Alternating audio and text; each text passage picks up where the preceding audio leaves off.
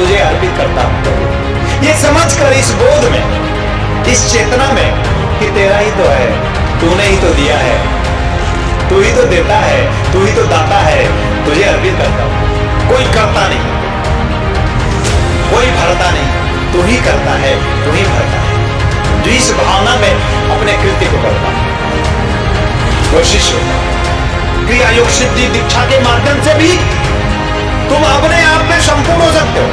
सारे तत्वों को जागृत करके अपने आप में शिष्यत्व और शिवत्व हासिल कर सकते हो। और मैं आप सबको सार्थकता की ओर, आप सबको जीवन की सिद्धि की ओर, आप सबको जीवन की सफलता की ओर, आप सबको जीवन की श्रेष्ठता की ओर, आप सबको जीवन की सर्वोच्चता की ओर, सुसंपन्नता की ओर ले जाना चाहता हूं। बोले गुरुजी क्या है कि कमाते हैं ना किस किस तरह से, तो धन को शुद्ध करने के लिए सोचा मैं आपको चेक दे दूं।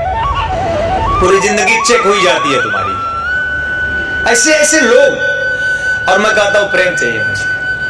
प्रेम होगा तभी पैसा भी पूरा करेगा। अब प्रेम नहीं होगा तो पैसा चाहे तुम 1 2 चाहे 10, तुम अधूरे रहोगे। तुम्हारा दान, तुम्हारा कर्म, तुम्हारा हर एक कृत्य अगर भाव में प्रेम में है तो पूजा है। तुम्हारा दान पुण्य में तब बदलता है जब तुम प्रेम में दान करते हो, विचारों में नहीं, भाव में दान करते हो। और ये जानकर तेरा था तुझे अर्पित करता हूं प्रभु। ये समझकर इस बोध में, इस चेतना में कि तेरा ही तो है, तूने ही तो दिया है, तू ही तो देता है, तू ही तो दाता है, तुझे अर्पित करता हूं मैं प्रभु। स्वीकार करो, स्वीकार करो। हाथ जोड़कर विनती करता है शिष्य, दान स्वीकार करो प्रभु। ऐसा जीवन पूर्ण होता है, ऐसा जीवन उपलब्ध होता है, ऐसा ही जीवन उपलब्ध हो सकता है जो भावों से भर जाता है, जो कृतज्ञता ज्ञापित करता है, जो अपने आप में पूरी तरह से उसी का मान करके जीता है। कोई करता नहीं, कोई भरता नहीं, तू ही करता है, तू ही भरता है। जो इस भावना में अपने कृत्य को करता है वो शिष्य होता है। ऐसा शिष्य ही कर्ममय होता है, कर्म योग से पूर्ण होता है। ऐसे शिष्य का कर्म ही उसे पूर्ण करता है। ऐसा शिष्य ही कर्म योग सिद्धि दीक्षा प्राप्त करता है। ऐसा शिष्य अपने आप में क्रिया योग में पूर्ण होता है। इस संसार में धन यश मान पद प्रतिष्ठा चाहे या नहीं चाहे उसे मिलता ही है। कर्मयोग क्या है? गीता में भी कर्मयोग है। कर्मयोग है यही कि तू ही करता है, मैं निमित्त, मैं माध्यम, मैं तुम्हारा, मैं तुमसे, तुम्हें अर्पित करते हुए मैं कर रहा हूं। मैं तुम में ही संपूर्णता के साथ तुम्हें समर्पित कर अपने आप में निश्चल निश्चिंत हो जाना चाहता, निर्द्वंद हो जाना चाहता। यह भावना कर्मयोग सिद्ध करता है। यही भावना तुम्हें क्रिया योग सिद्धि की ओर ले जाएगा। तुम्हारे शरीर में जितनी भी प्रकार की ग्रंथियां हैं, क्रिया योग सिद्धि के माध्यम से तुम अपने आप में पूर्ण चैतन्य हो सकते हो। तुम अपने आप में ऊर्जा को चैतन्य कर सकते हो। तुम अपने आप में ऊर्जा को ऊपर उठा सकते हो।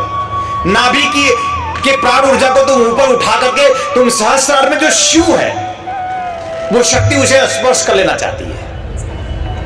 शक्ति तुम्हारे नाभि से उठकर ऊपर शिव को स्पर्श कर ले, आनंद झरेगा, अमृत झरेगा, रस भरेगा, तुम पूरे हो जाओगे। क्रिया योग सिद्धि दीक्षा के माध्यम से भी तुम अपने आप में संपूर्ण हो सकते हो। सारे तत्वों को जागृत करके अपने आप में शिष्यत्व और शिवत्व हासिल कर सकते हो। महात्मा गांधी ने कर्म सिद्धि दीक्षा प्राप्त करी और महात्मा गांधी ने क्रिया सिद्धि दीक्षा भी प्राप्त करी। एक उदाहरण अभी आपको लौकिक दे रहे, वो नहीं जो भगवान हुए, वो नहीं जो इसके बल पे महात्मा कह गए कि आप उन्हें महात्मा कहते हो। कर्म सिद्धि दीक्षा, क्रिया सिद्धि दीक्षा, और उन्होंने अमृत चाहा कि पान कर लूं, कोई गुरु नहीं मिला। उन्होंने चाहा कि मेरा सहस्रार कोई ऐसा गुरु मिले जो मेरा सहस्रार भेद दे, सहस्रार से अमृत छलका दे, जो मेरी ऊर्जा को ऊपर उठा करके, मेरी ऊर्जा को ऊपर उठा करके उस शास्त्र में जो शिव है उसे स्पर्श करा दे, उस शक्ति से शिव का मिलन, यानी अमरता, यानी पूजनीय होना, पूजनीय हो जाना। एकमात्र परमात्मा ही पूजा जाता है, किसी व्यक्ति की पूजा कभी नहीं हुई। एकमात्र भगवान ही पूजा जाता है, कोई व्यक्ति कभी पूजा नहीं पाता। और महात्मा गांधी एक श्रेष्ठ व्यक्ति बनकर, श्रेष्ठ व्यक्ति, एक सर्वोच्चता प्राप्त कर, एक अद्वितीयता प्राप्त कर, बेटे नहीं प्राप्त कर पाए, बेटे नहीं प्राप्त कर पाए। और पत्नी का भी पता नहीं, कस्तूरबा वो जाने। पर कैसे अपने आप में कर्म सिद्धि क्रिया सिद्धि के बल पे कैसे अपने आप में वो संपूर्ण हुए, दम नहीं, शरीर की क्षमता नहीं, शक्ति नहीं, धक्का देते तो गिर जाए। आप वो सोचे, एक कमजोर आदमी भी शरीर से कैसे अपने आप में क्या सम्मोहन था कि करोड़ों लोग, हजारों लोग, लाखों लोग पीछे घूम गए। एक क्रिया योग सिद्ध, ये उनकी चाहत थी कि सब उन्हें माने जाने। वो कुछ अद्वितीय बनना चाहते थे, वो कुछ अलग बनना चाहते थे, वो घिसा पिटा जीवन नहीं चाहते थे। अगर चाहते तो वो अच्छे वकील थे, वो कमाकर तुम्हारी तरफ जिंदगी व्यतीत कर सकते थे, लेकिन उन्होंने एक अद्वितीयता चाहिए, एक अलग चाहा, एक कुछ करने की सोची, तो उन्होंने यह जीवन अपनाया। और चाहते रहे कि कोई ऐसा गुरु मिले, तुम्हें मिला है कि ना मर पाऊं मैं, अमृत पी पाऊं मैं, छलक जाए, साथ से अमृत झड़ जाए। कोई ऐसा गुरु मिल जाता, और ये जीवन का दुर्भाग्य था कि उनको ऐसा गुरु नहीं मिला। और ये तुम्हारे जीवन का सौभाग्य है, हो सकता है कि तुम अमृत रस से पूर्ण हो जाओ, तुम अपने सहस्रार से अमृत छलका दो, तुम सहस्रार से तुम्हारे अमृत झड़ जाए। ऐसा हो सके, झरना झरे,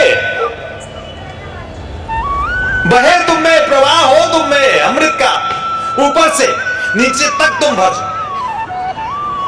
तुम चाहते हो भरना, मैं भी चाहता हूं, तो मैं चाहता हूं कि अमृत रस भर जाए तुम में, अमृत घट स्थापन, अमृत रस सिद्धि दीक्षा मैं तुम सबको वैसे ही प्रदान कर रहा हूं जैसे शिव ने रावण को दी थी। क्या ख्याल है?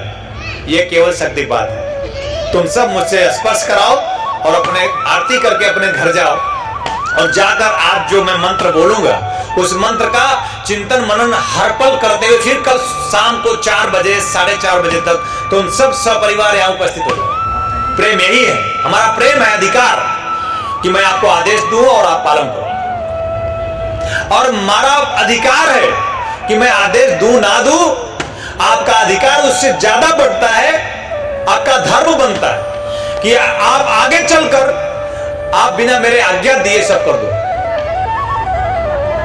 ये उत्सव महोत्सव में बदल जाए, ये उत्सव अमृत रस से पूर्ण कर दे आपको।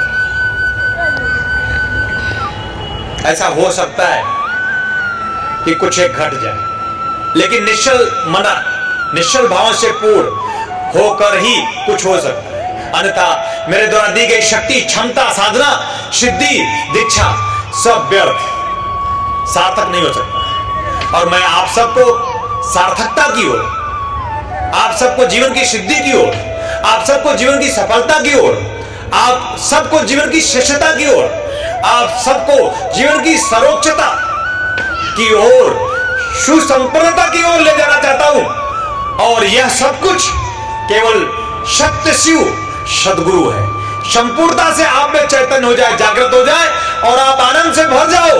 ऐसा हो सके, मैं ऐसा ही आप सबको आशीर्वाद देता हूं, कल्याण कामना करता हूं। शुभाशीष, कल्याण भाव।